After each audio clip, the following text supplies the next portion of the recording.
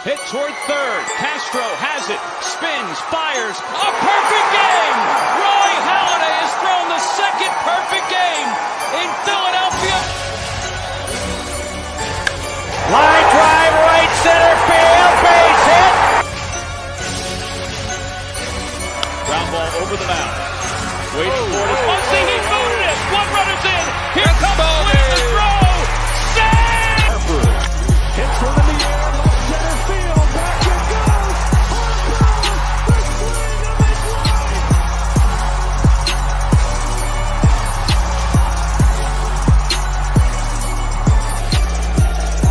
Fastball hit to left. It is long gone. And Hamill to the 3-2 pitch. Swing and a high fly ball, deep center field. Herrera back on the track, and did he make the catch? He fell down and he's got. Here's the strike by Robinson. The 3-0 pitch. Swing and long drive. There it is. Number 500. The career 500th home run.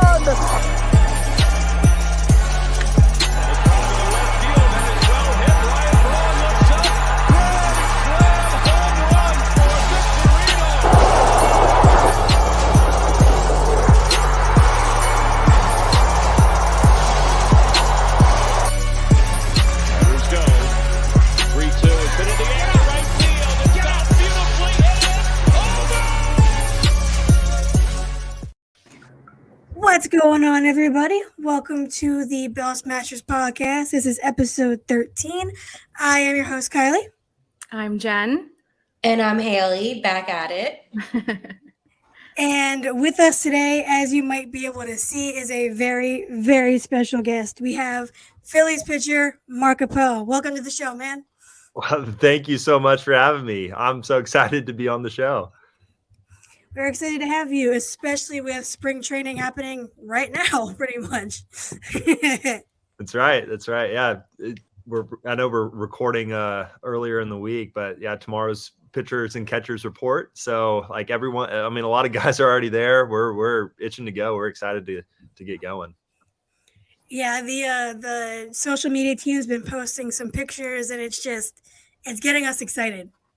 I think everyone's so excited for baseball to be back. I'm sure, with the season that we had last year, and then, the Eagles in the season that they had, like, I think people are ready to turn the page after what happened on Sunday and excited that baseball's back. We got something to look forward to. That was an incredible game, a tough loss. Yeah, we're Yeah. excited to talk to you to help us get over the loss. My nails are still painted for the Eagles and everything, but Working in sports talk radio this past week, it's been like a funeral. It's only Tuesday, folks, but it's been like a funeral. I am heartbroken, but tomorrow is a great day because it's officially the first day, also the birthday, so it's like a double whammy. But it's going to be, all powder blue from here. We're going to have the black on now. Yes. Tomorrow, powder blues. that's That's right. right. Yeah, I love it. We're ready to move on. Yes. Talk Absolutely. about positive things coming up in 2023. Yes. Absolutely. Before we get into all the questions, which everybody is wondering, a whole bunch of questions. We are brought to you by Fired Up Sports Network and Manscaped. We appreciate everybody. They just released their hedge trimmer. You can go check it out. Manscaped.com. Use code BELLSMASH for 20% off and free shipping. Go check them out. But let's get into this. So, Haley, you mentioned it's powder blue season. Oh, yeah. Would you say that is your favorite Phillies uniform that we have? My personal popular. opinion, it looks the best on me because I'm so tan. But I'm a little biased. No, I like it. I think it looks great on the field at the Citizens Bank Park. I think the players like it too. But I like the classic pinstripes. I like the classics. Yeah. That to me says the fight-ins. So, What do you Mark, think, Mark? what is your favorite? Oh man. I honestly, I love all the Phillies jerseys. The pinstripes is classic for me. I mean, it's been the same for forever. And you know, that's also the jersey I'm going to make my debut in at home, which was incredible. So I'm like, I haven't even had time to frame it or anything, but that's the one. But the powder blues, it's like I bought a couple jerseys to give to just friends and coaches over the years, just to say thank you. And everyone was asking for the powder blues. Like it's so popular. Smart people. Yeah, I know. Like the throwback jerseys are really cool, but the Phillies powder blues might be the best throwbacks in all of Major League Baseball. I think so. Yeah. No bias. I think so too. No bias here whatsoever. Right. Never. Why'd you pick 22? So, well, it's funny. You know, when I got there, I didn't necessarily pick it. Actually, I love 22. And so for a lot of reasons, but you know, my Twitter profile is Mark Appel 26 and Instagram. And that was my number in college. And so, you know, I have a lot of fond memories from my time at Stanford. But you know, 26 is going to be retired with the Phillies. And so that'll never be given out. And I never asked for it. So I would never think of asking for it. And so, you know, the clubhouse manager is like, hey, we just gave you a number that was somewhat close, and we hope you like it. I'm like, I'm just glad to have a jersey. Are you kidding me? Like, this is awesome. You know, it's like, I'm not, beggars can't be choosers. Like I'm just, you know, as long as it says Phillies on the front, I'm happy about it. And your name on the back. It has my name on the back, you know. Yeah, that too. Yeah, Exactly. I'm telling you right now, we were all hyped for when you made your debut. Like, Phillies Twitter went crazy. We were. I mean, the three of us met on Phillies Twitter, actually. And I remember the week, like after you were called up, every night we were like, is this Appel? Is this the day? Yeah. Is this the day?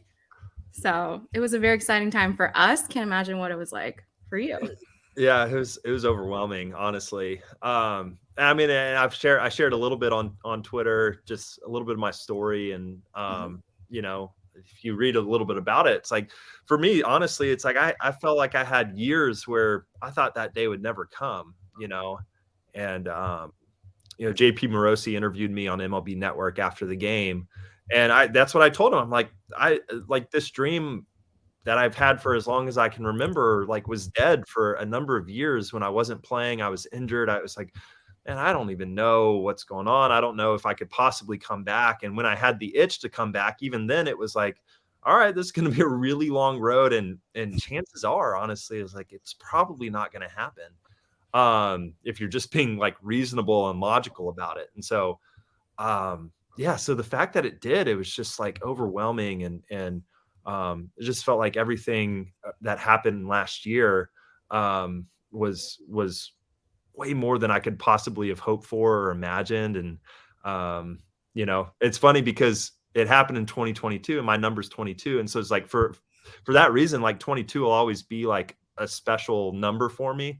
And just kind of that connection there. But, yeah, it was an overwhelming, emotional like week, you know, first finding out that you get called up and we're not position players, so we aren't in the lineup. Like, I'm a reliever. It's like, It really depends how the game goes, whether I get in or not. And so, you know, it took a couple days, but fortunately I was able to, you know, get in there and do it in front of the Philadelphia crowd. And it was awesome, you know. So when you did get called up, were you with, like, you know, family? Was there anybody that you kind of were around, or did you kind of find out maybe alone? Like, walk us through that moment of when you found out. Yeah. So, I mean, last year was so special for me, even before I got called up, you know, in some ways, and I haven't told a lot of people this, but I mean, I'll probably share a little bit more online over the course of the year. But this year was, or last year, 2022, in my mind, going into spring training, like I didn't feel like I was in the best spot mentally and physically. I was just like, man, I had a rough 2021, but it was my first year back, so I shouldn't judge it too much. And then I'm coming back that off season. I'm like, should I keep playing? I love this game, but you know, I also would love to get to the big leagues. And I kind of showed up to spring, and I'm like, the most likely outcome of this year is that I just go to the bullpen. I pitch in AAA for, eat up some innings, and kind of have a mediocre average year, don't get called up. And then I'm probably done because I was a free agent and it's a hard free agent market. And so I was like, I kind of started approaching last year as that was going to be my last year playing baseball. And wow. and so, in my own mind, I was having this like private farewell tour because I'm like, I'm a career minor leaguer at this point. And, so I'm like, all right, let me just, hey, this is my last spring training and this is my last, opening day and last all these things. And what that allowed me to do is it just reminded me of what my purpose in this game is it's the relationships. It's trying to love my teammates, trying to show up and hopefully create a good environment in the clubhouse and just help guys along their path as they're trying to chase their dream, because I've been through a lot and dealt with a lot of the mental struggle of the game. And so it's like, man, if I can give back and help some younger guys as they're going through some of the same things, it's like, that's more than enough for me. And so I felt like my relationships just blossomed last year. And so when you asked me, like, who was I was with my team, and it felt like family. And Anthony Contreras, our manager, AC, in Lehigh Valley, he found out, I guess, during the game that I was going up. And, he comes into the clubhouse after the game and he's like, hey, everyone, we all hear, it's like, hey, everyone, team meeting in the clubhouse, not sure what's going on. And that's not normal, after the game, win or lose, like you go eat your food, you do your recovery, you do all the things you need to do. Cause it's like, you're playing again the next day and the next day and the next day. Right. So you just kind of short memory and move on. And so he comes in and he's like kind of heated, he's like a little upset and he's like, guys, like what happened out there was unacceptable. And I'm like, man, we lost. Yeah. But like we scored a couple in the ninth. Like we fought all the way to the very end. Like it wasn't a bad game. You can't win every game. But he's like, what happened out there was unacceptable. It's like, when I call your name, you got to be ready to go and you got to be prepared. And it's like, if you're not ready, like we're going to keep losing games like this. And not only that, but like, if you're not ready, it's like, you're never going to go to the big leagues. And that's what this is all about. It's like, we're trying to get you to the big leagues and help the Phillies win a World Series. And so I think like I was feeling this, and I think other people were like, who's he talking about? What's going on right now? Like, who's it? Like, Right. this is so out of place. Scary. And then he kind of changes his tone and he goes, but there's been one guy all season. He's just shown up and he's been ready every single day. Whatever we've asked of him, he's just done with the best of his ability. And then he just turns and he looks at you, he goes, hey, Mark, you're going to the big leagues. And like everyone was there. And it was the most special moment because it wasn't just a private conversation, because I mean, I live and I play like with my heart on my sleeve, and I like try to pour myself out for my teammates. And like, they know how much I love them, like the genuine excitement that like we all get a show for each other when someone gets to go up. Right. And then I got to receive that excitement on the other end. And it was like, I immediately was just like in tears. I'm like, just making your debut, but nonetheless, like the story and the journey and how long it took to get there. It's like, I wouldn't have wanted to celebrate it with anyone else. And then after, I get a call from Jameson Hall, who's our travel, secretary, and kind of, he manages a lot of stuff. He does an amazing job. And he's like, hey, congrats. We got you on a flight, like 7 a.m. tomorrow morning out of Newark. And, we got to get you and the team was in San Diego. And so it's like, you got a 4 a.m. car. It's like, go get packed up, sleep, whatever. And then I call my family and let them know. And, it was just like a really sweet moment in my life that I got to share with the people that were closest to me, in the clubhouse. It really felt like we had, like a family atmosphere in Lehigh Valley last year. And then got to actually tell my actual family who was in Houston. And so they were able to book flights and get out there the next day. And it was awesome. I think the part of your story that I think maybe we all can take away from, you shared, you opened up, which I commend. You don't have to, but it's very nice that you did, is that, you went into that season thinking it was going to be your last time ever. And the fact that your dream came true, and a time where maybe you didn't think it was going to come true just goes to show that your talent, because I mean, at the end of the day, the talent that you exuded and, showed on the field itself is what got you there. So I just want to commend you because I work with Ricky Vitalica, who was a former pitcher for the Phillies in the next room over. And, I mentioned that you were joined today and he was like, oh, that guy's awesome. So it goes to show that, you're beyond talented. And then you were being you were a part of a team that was just, getting hot and went all the way to the World Series. So I think that's like a Cinderella story. Yeah. Obviously the outcome that we didn't, we don't have to talk about that. But listen, we're not going to talk about that, but you were able to do something that most people in the league will never be able to do. Yeah. And I thank you for saying that. And it's funny because I've really thought about, this past off season, you just have a lot more time for yourself. And I've just thought about I'm like, man, I'm not a believer that if you want it, you want it so much and you believe so hard and you have enough faith and if you're a religious person, if you pray and you believe and you have faith, then things will happen in your life. I'm not a believer of that. I don't think that's how God works in our lives. And then I have this question, but why do we even have these dreams? And sometimes it feels like the dreams we have are God given. And sometimes people go their whole lives without those dreams ever coming true. And I'm like, well, life can't be about whether our dreams come true or not. Life has to be about something way more than that. And what I think kind of the conclusions that I've come up with is just that how we hold on to our dreams in the interim while we're waiting is worth far more than whether those dreams come true or not. And I got to experience that even 3 days before I found out I was going to the big leagues. I shared a post on Instagram and Twitter just talking about how I feel like I genuinely have enough. It's I don't need a big league debut. I don't, this has already been just one of the best years of my life. And I think it goes back to spring training when I had that mindset. I'm like, this is going to be my last year. And so I'm just going to show up every single day and enjoy it and realize that every moment, a lot of them seemingly insignificant, but maybe it's a moment that you have a conversation with someone and it affects them in some way in a positive way. And you're like, man, this is I think this is probably more what life is about in the day to day and just showing up and giving your best effort and having a good attitude than it is about these mountaintop experiences.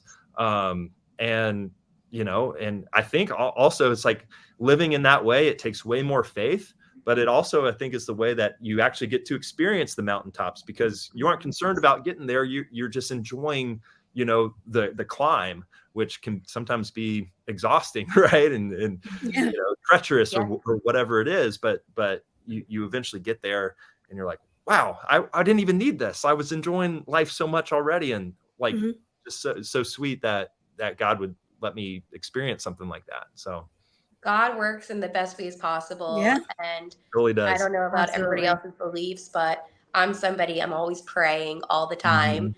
And it's funny because in life, when you expect something not to happen, but you still find that comfort in just accepting, what, it's okay to have dreams that may not come true. It doesn't mean it diminishes anything that you've ever worked for. No. You'll get rewarded. And, there's a reason why you're on this team. And we were all very excited when you did get caught up. So for you to experience this, congratulations on your dream coming true because most people in life don't get to experience that, but you're so humble about it and you're so appreciative. And I think that goes to show that you're probably a great teammate in the locker room as well. I try to be. I'm projecting. Yeah. I'm you're a great teammate, great advice. Yeah, thank you, Haley, for saying that. That's really kind. I don't know if you saw, but before you did get the call up, everybody on almost every Phillies Twitter post was call up Appel, every single one. Yep. Because that ERA was amazing. So it was, I think and this is again part of just my story. It's like I had so much pressure, and I put a lot of pressure on myself, but just coming out of the draft, being the first overall pick with the Astros, and it felt like everything I did was under a microscope. So it's like I couldn't misstep. People were asking me questions, all this stuff, and so it's like I just kind of, I don't think people were created to carry that much weight on their shoulders, and it wasn't even the weight of like, I mean, I'm just one player, right? But it's just like you're still human. It's still Right. human, but it's just like everyone's talking about you, everyone's asking about you. Reporters come into the clubhouse and after a game, and they're like, "So, Mark, what'd you do today?" I'm like, "I didn't even play." It's like I just had a bullpen. It's like, why don't you talk to the guys that went out and actually like helped us win a game? I didn't say that, but I'm thinking that. I'm like, man, this is hard, but I also get it comes with the territory. And so yeah, I mean, it was just like, it was really sweet to be able to like be out of baseball for a couple years and then come back in and have a totally different perspective on that and feel like, man, I'm not out here to like I'm not trying to prove anyone right. It's like I get to do it because I just love it. And I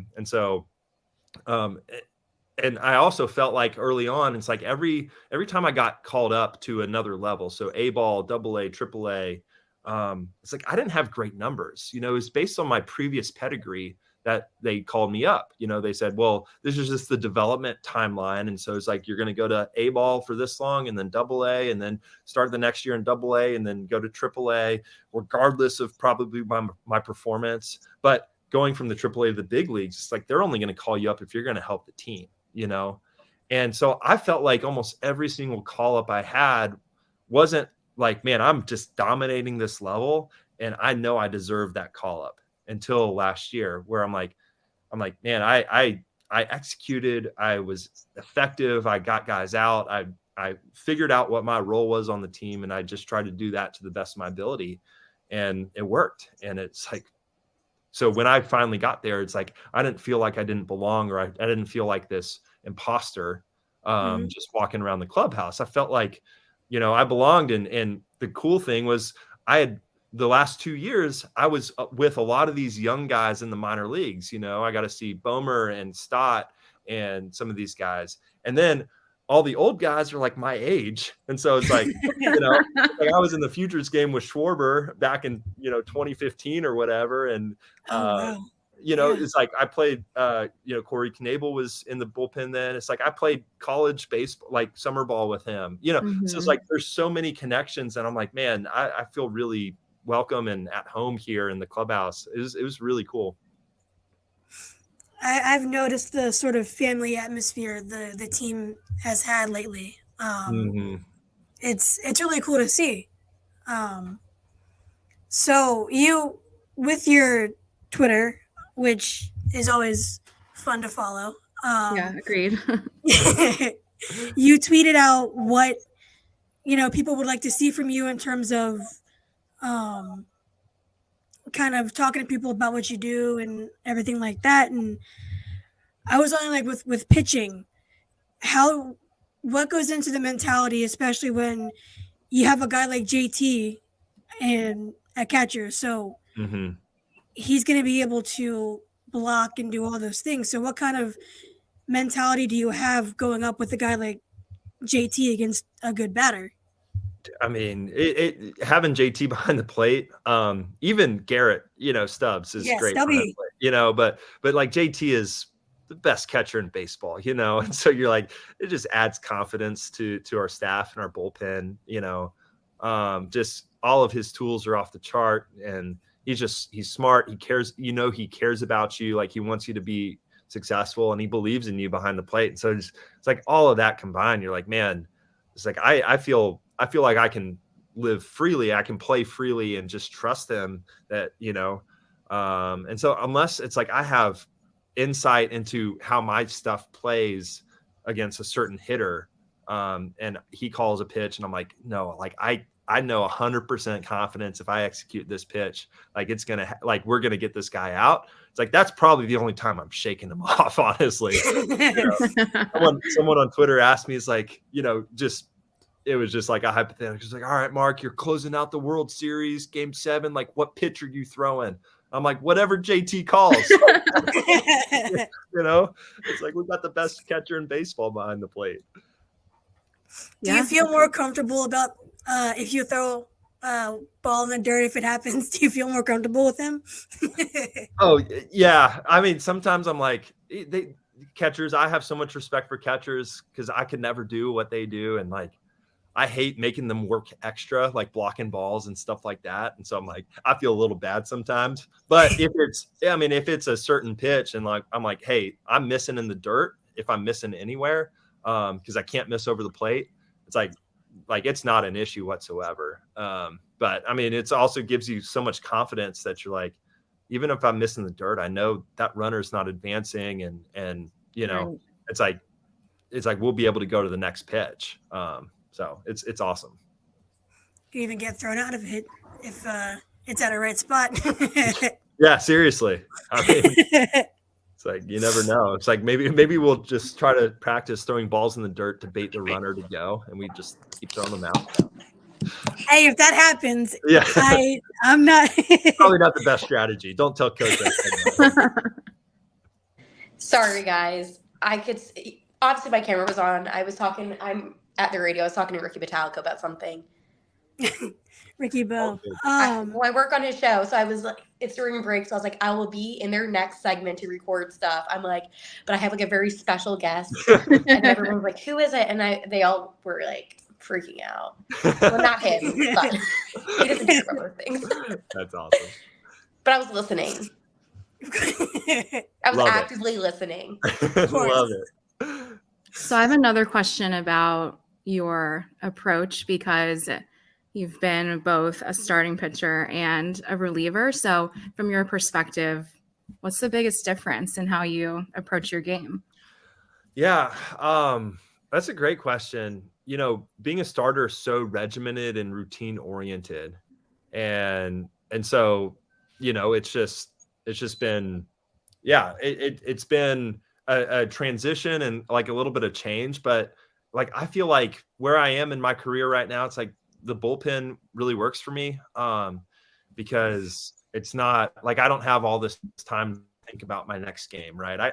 I might be pitching that. So it's the shorter memory. It's like, all right, you know, I could be pitching tonight. So let's just prepare as if I'm going to get in there. And then if I don't, then it's like, all right, we just go to bed, wake up and do the same thing the next day.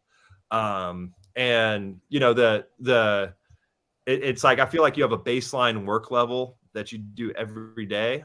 And then when you pitch, you just have these little riffs and these little adjustments on your recovery, your, you know, pregame work, whatever it is. And so, you know, like for me, it really works because I found that like, I think I'm a little bit better when I am just all in on today and not thinking about what tomorrow or the next game might look like.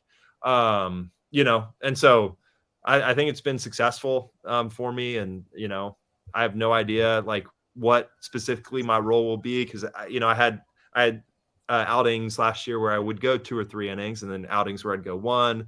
And so, you know, just really trying to be ready to do whatever Topper needs for us. You know, that's kind of what I'm excited to do this year. So.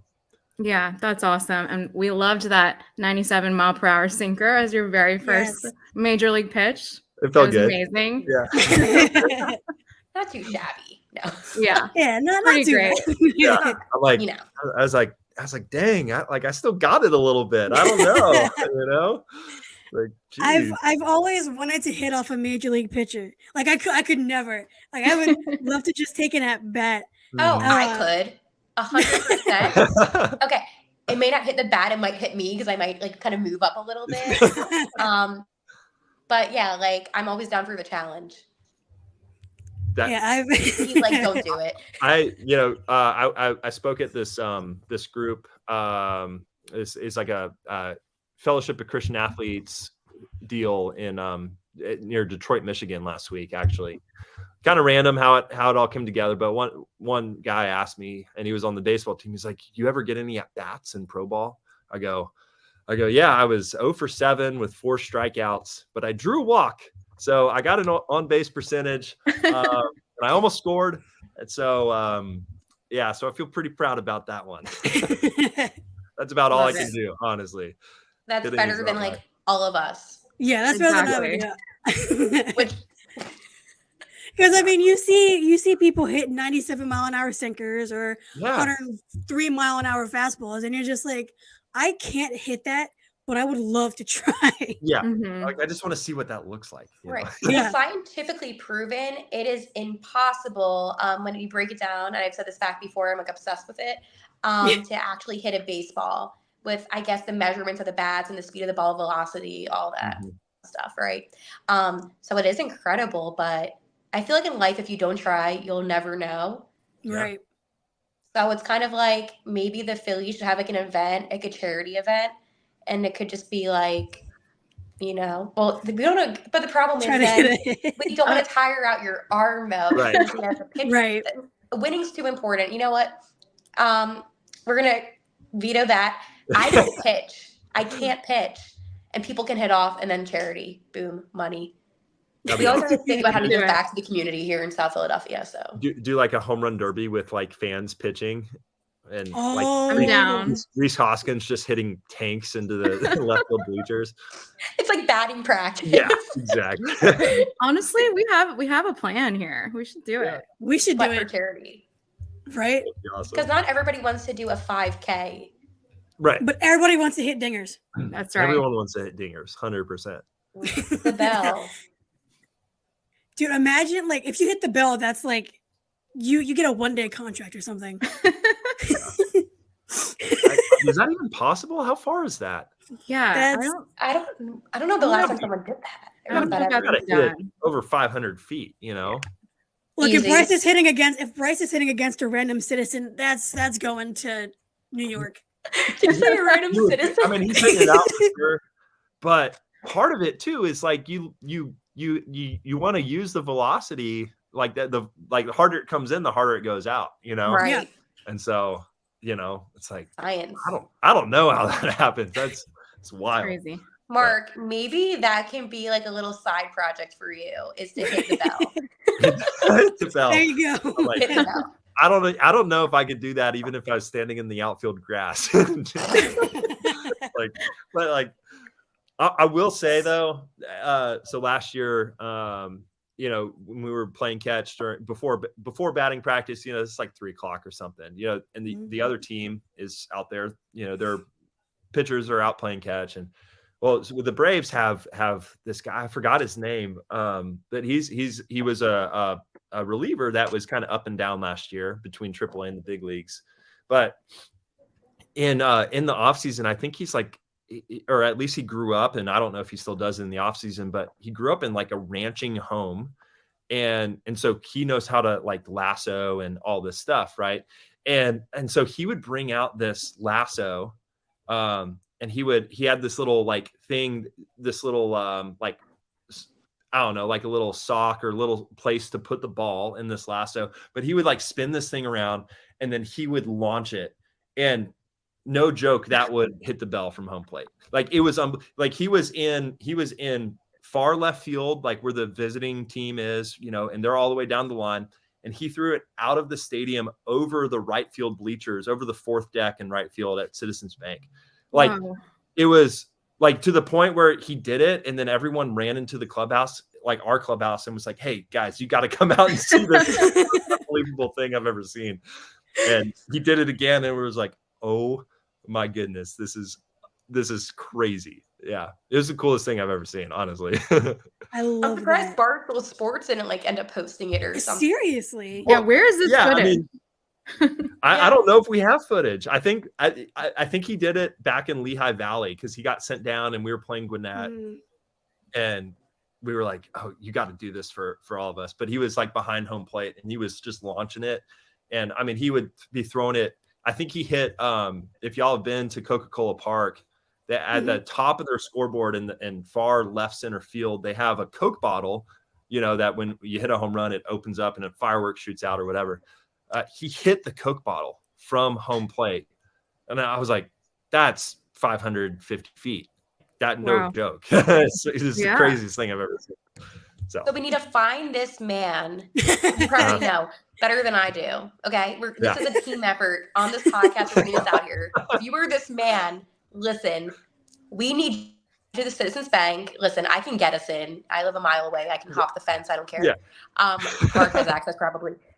We need this to happen. We need something to hit that bell. I need to see how sturdy that thing is. And, It's gotta happen. Will the bell ring if you hit the bell? Will there be another crack in the Liberty Bell? Yeah, that's how they got its second crack. It's for the cause. See, on Bella Smashers podcast, you don't just get exclusive information; you get great ideas. These are the gotta smash bells. Gotta smash smash them bells. The hard-hitting questions. Smashing and piecing out. I actually have to go continue my show at the radio. Yes. All good. I know the life of sports talk doesn't end. But Mark, it was a pleasure talking to you. Thank you for coming on, and Haley, Kylie and Jen. Great meeting you, Haley. Keep it up. Thanks. Thanks. And I'll obviously plug it all on the Twitter. So I will see you later, guys, next week. Bye, guys. Happy birthday tomorrow. There we go. So to continue, do you have any crazy stories that can be said on a podcast? Oh, of anybody? Keyword is can be said. Yeah, I mean, like, I don't know what kind of story you want. Like, I'm sure I have plenty of stories. You know, I like, you want minor league stories? I don't have too many big league stories, you know, like Either. My first big league plane flight was crazy because it was back from San Diego to Philly. And I'm like, man, this plane is really cool. And they got food and Chick-fil-A and all this stuff. And I'm like, this beats the minor leagues for sure. You know, got guys playing cards and money on the table. And you're like, wow, that's crazy. And, you know, and then just music blasting. And apparently all the FAA rules were like, oh, you got to have your seatbelt on and your tray table up and all that stuff. Like, don't apply to do that. You know? I was like, I think that's just for safety in a public space. But like when you got your own plane, it's like, yeah, you kind of do whatever you want. It's just cool. That's amazing. Yeah. Yeah. I don't know. We had let's see, last year, we had kind of a run-in with, there were some people that were like in our hotel basically. And they were like checking these doors, and a door was open for one of our players, and he like broke in and he like stole a bunch of stuff. And so we had this kind of scare that like, we're like, hey, this hotel isn't even safe. Like, what are we doing here? All this stuff. And so that was kind of crazy. And the cool thing is, and I don't know if you've had Derek Hall on the podcast, or if not yet. Yeah. Hopefully you can get him and he'll tell you the story, but that actually played into how he found out that he was going to the big leagues. And so I don't want to tell his story, but you'll have to ask him if you get him on the podcast about his like big league, you know, call up story, that how he found out that he was going to the show. I feel like they might have talked about this on the Phillies broadcast, but it's like a vague memory. So obviously want to hear it from Derek. Yeah, for sure. So I don't know. It feels like every year there's just like these little moments that you're like, man, that was so stupid, or that was hilarious. You're like, you know, it's just like when you have, you know, 25, 26, and then honestly it's more because of the revolving door of players that are kind of on the fringe. And it's like, you're always, and you're living together, you're eating together, you're, you know, all this stuff. It's like, man, there's going to be things that just come up that, it's like, I probably have a number that I wrote down. But off the top of my head, it's like, I try to like document some stuff, or just like write down little notes just so I can remember one day. Cause like things happen all the time. So, oh yeah. Yeah. I mean, through all the craziness of the season, there's 162 games, and especially with the chaos of the minor leagues too. I mean, there's bound to be stuff that is great stories, but you just forget along the way. Yeah, for sure. You talked about it before, but you were sharing about how, you know, the way that you post on Twitter and Instagram, and it is how you like tell some of these stories, and your story especially. And so what made you want to kind of approach social media that way? It's very special the way I think that you interact with fans and followers too. Yeah. Like I used to have social media back in college and early pro ball, and it was just not good for me. It's not healthy. I didn't have a good relationship with it. And so, last year or towards the end of 2021, one of my best friends from college, he's like now become this prolific, Twitter thread content creator. Like I bring up his name and people are like, oh yeah, I read his stuff. And I'm like, you should have seen him in college. If you did, you wouldn't read his stuff anymore, all this. But no, he's great. And he's got a lot of, wisdom, and he shares that, and he's created a business around it. And, he's like making really good money doing it. And he's got his newsletter and all that stuff. And so I'm like, oh, that's really cool. He's sharing insights from his own life and, kind of synthesizing a lot of these other, ideas from all over and just like packaging it up and sharing it with his followers. And he's got like, he'll probably hit 1 million followers on Twitter this year. And, so like we were talking and he's like, yeah, you should totally share like just things on Twitter. Because like, if it's positive and like people really like that stuff. I was like, okay. I don't really know what I have to share, but, so I like posted that first thread like back in September 2021, and it's like 7 million impressions. It's like it got, I don't know how many retweets and likes and all that stuff. And it's like, wow. Is that your pin tweet?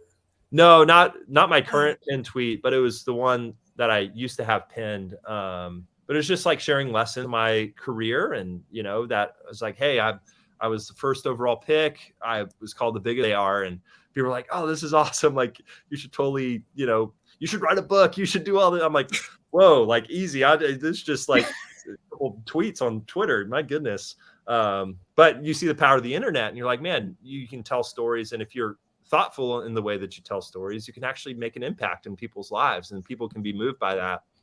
And so I feel like I had this like, I guess moments of serendipity this year where it's like, I just both was learning something and became aware of it, and then was also like actually spent the time to like sit down and write it out and then share it, because I felt like it was an important message, and I felt like the story would resonate with people and hopefully encourage them as they're figuring out life. And so, and then when I got called up, like that was another moment. And just when I made my debut, that was another moment. It's like, so these moments that like over the course of last year, I just realized I say, oh man, this is really cool. I really like, this is like really resonated in my own heart.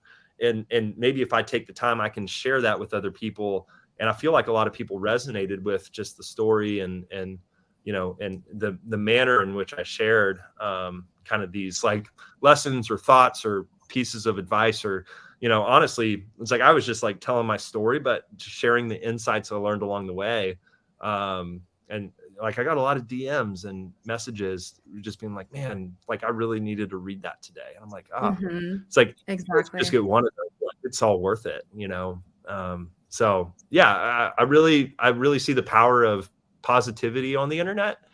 And so hopefully I can continue to be like a positive voice. But I also have like this, like, self just doubt of like, I'm just a normal dude. Like, I don't know what people, but I also know, like in baseball, especially, I have a unique story, and just the fact that I was drafted first overall and, went through all the things I did, and then made my debut as a 30-year-old, 31-year-old. And it's just like, hey, that's not a normal path for a lot of guys. And I've learned a lot of things along the way. And so I really try to pass those on to the younger players, especially like the young prospects, and it's like we have a lot of them with the Phillies in camp this year. And it's like, I feel like I have good relationships with those guys. And so I just want to be a resource for anyone in the clubhouse. Like, hey, if you need to talk about life or whatever, it's like, I'm here, and I ain't going to judge you in any way. It's like, I've been through a lot of it. So let's just talk and try to figure it out, because sometimes it can be hard hearing it from your parents or your coaches,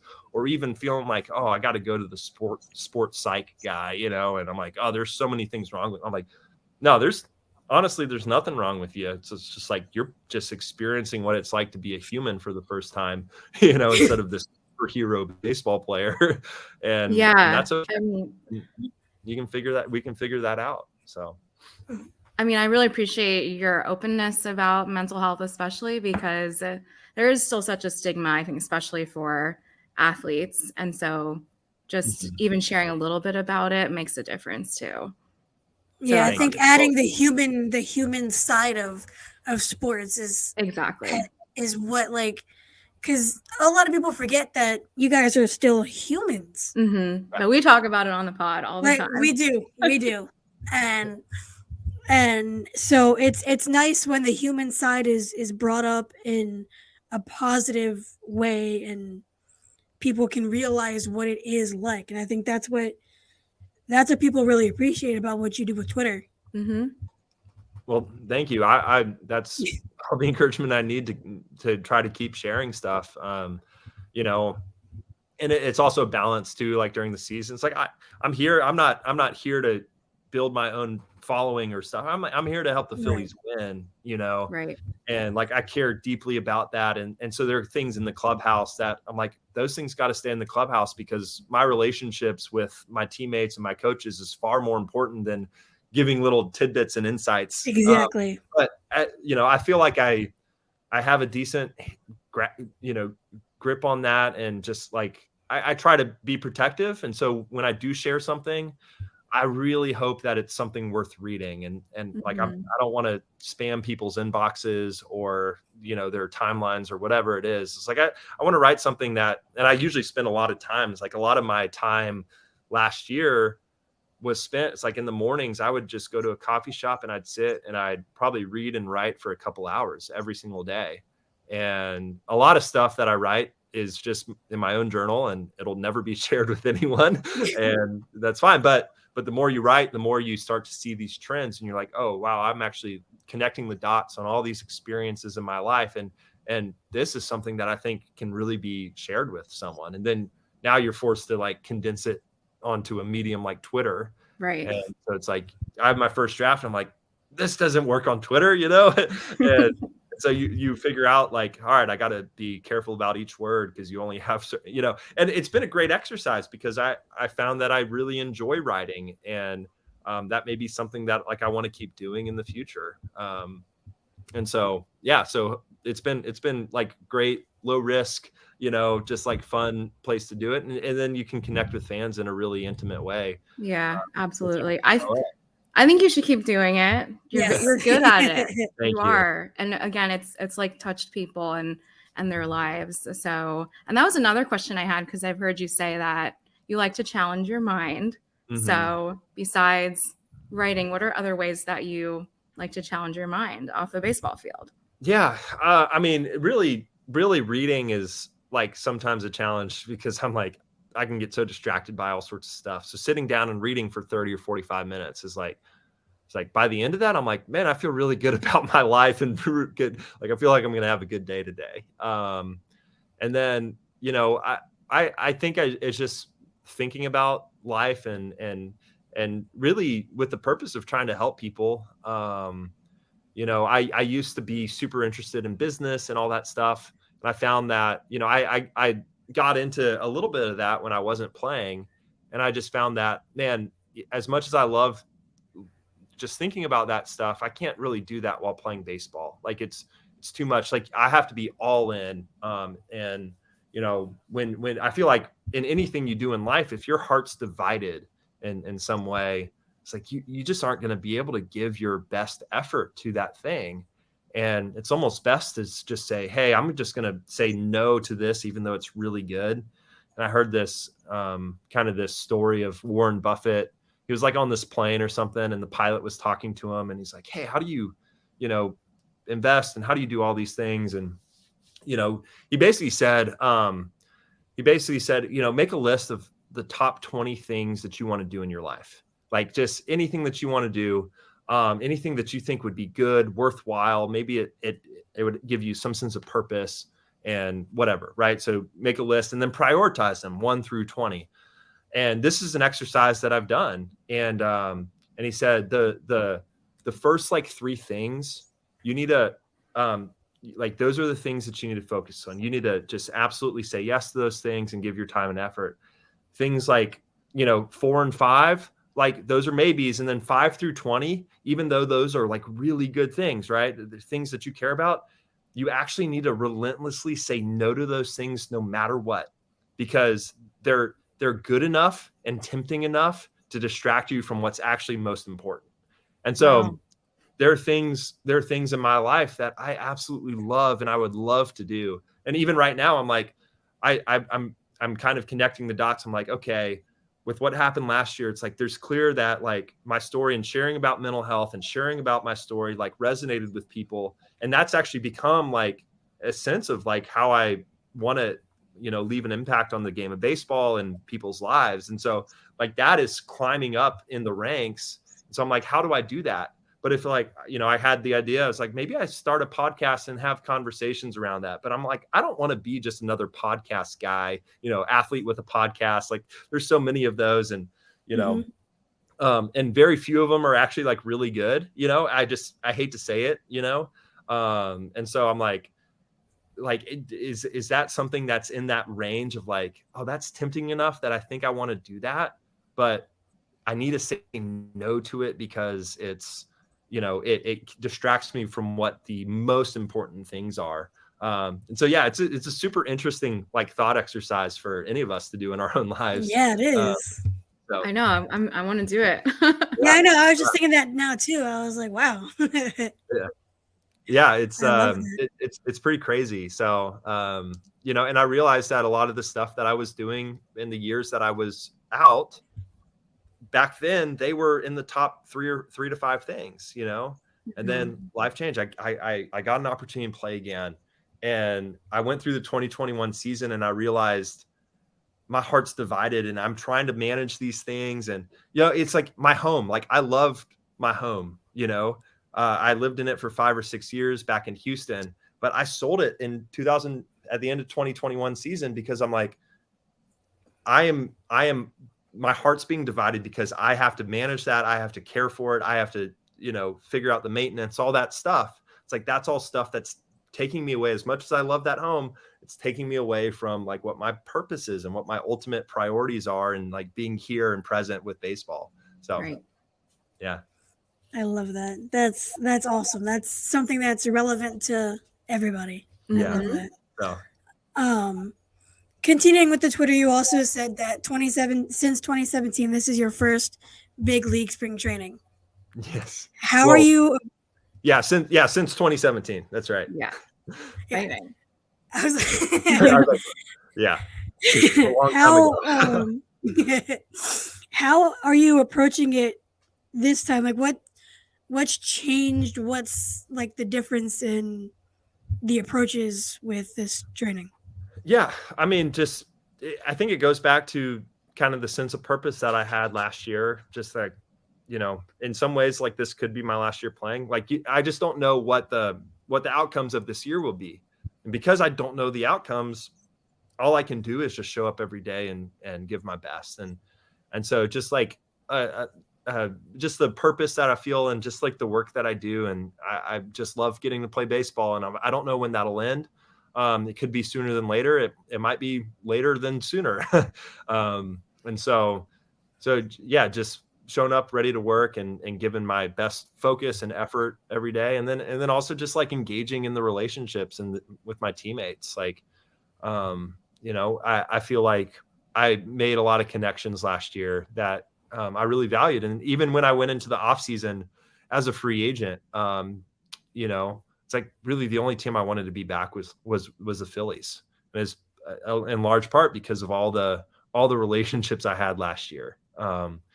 And so, that like, I'm so fortunate that that's what happened. But yeah, we are too.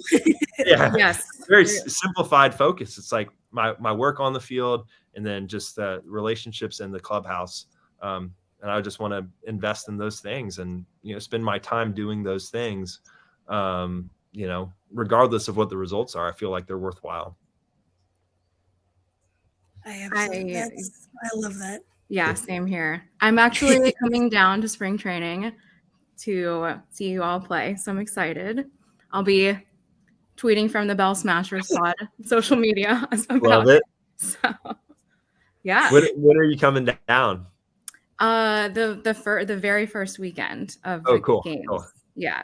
Awesome. So hopefully we can see each other in person. Yes, definitely. That'll be great. Or throughout the season, because I'm going to go to games too. Mini meetups. Yeah, yes. Absolutely. Oh, we love that. One final question. With the new rules, you have experienced them. What's your take? Well, it's something you just got to deal with. You got to adjust to it. I will say, from a time length of the game perspective, it does make the game shorter. Like, there will be shorter games just because of these rules. And so, I think where I'm at is like, I don't know if MLB is like, fishing for the right things, like they're trying to address these things that are, that I'm like, I don't know if these are the biggest issues that we have in the game and growing the game. But they have their philosophies, and so they make the rules kind of around those things. I think it'll frustrate some guys, especially some guys that have been in the league a long time, and they have the routines. Even coming out of the bullpen, you have a routine, and it's like, well, you have 2 minutes and 15 seconds. That's not a lot of time, and they're gonna try to control that. And there are some guys in AAA on other teams that said, like, yeah, it sucks. And this is what I do. When I run in, I tell the home plate umpire, I said, I don't care about the clock. I'm going to get my routine in, and I'll start the first batter 1-0 because that's the penalty, right?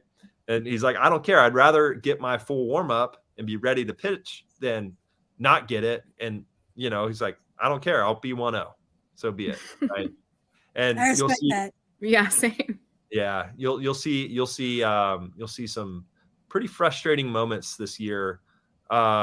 Especially like in 3-2 counts where either the hitter gets rung up and he called strike 3 because he wasn't ready at the time he was supposed to be ready, or the pitcher hasn't started his delivery, or he starts at just at 0 or right after 0, and he gets a ball and it's ball 4 and it's like a big spot, and you're like we need to have some sort of adjustment for like situations like that, to not have a clock, because the it's too big of a moment for a pitch clock to like change the outcome of the game, Yeah, for sure. So yeah, it'll be interesting. And I think, and then we didn't deal with the larger bases in AAA last year. But I think that's going to honestly have a huge impact on the game. I think there's going to be way more offense, way more stolen bases. Like, I don't think people really fully understand how big of a difference, no pun intended, with those bigger bases. So yeah, I'm looking forward to it. It's going to cause a lot of chaos. Yeah, never a dull moment, right? No. Mark, thank you so much for coming on. We are looking forward to your continuation of baseball. Wish you nothing but the best. Yes. Want to meet up. Hopefully see you in the show. It'll be a fun time. Awesome. Yes, yeah, no, always rooting for you, Mark. Thank you, guys. It's been such a pleasure. This has been such a fun hour to just talk to you guys, talk Phillies, and appreciate that. Figuring out how to smash the bell. Yes. We'll make it happen. It's great talking to you guys. It's great talking to you too. Thank you so much. You have good luck in spring training, and just we're all rooting for you. Thank you. Yes, I really always. appreciate that. Thank you. Thanks.